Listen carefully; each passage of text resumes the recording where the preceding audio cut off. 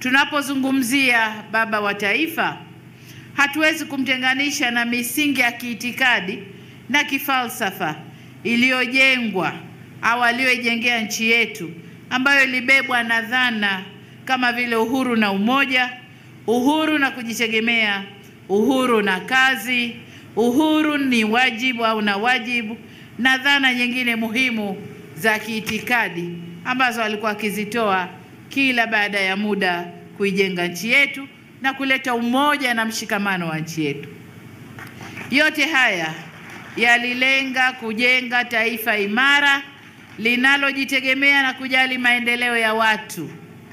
Alisisitiza kwamba maendeleo yote yenye maana hayana budi kuwalenga watu.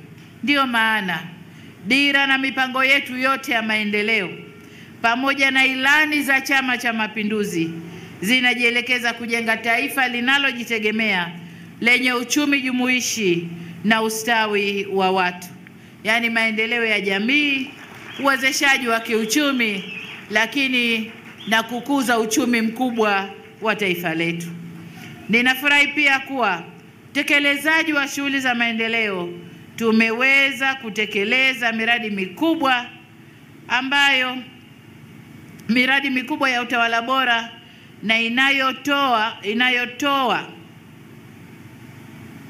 msukumo mkubwa kwenye sekta za uzalishaji, ambayo ni sehemu ya ndoto ya Mwalimu, ikiwemo miradi ifuatayo.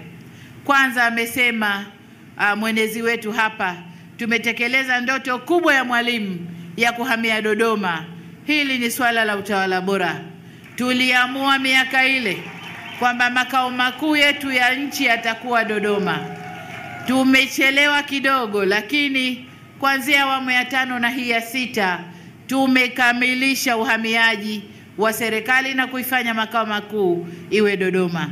Mihimili yote mitatu ya serikali tayari iko Dodoma. Bunge lilitangulia, serikali tukafuata, na mahakama mwaka 24 mwishoni na yenyewe imefika Dodoma.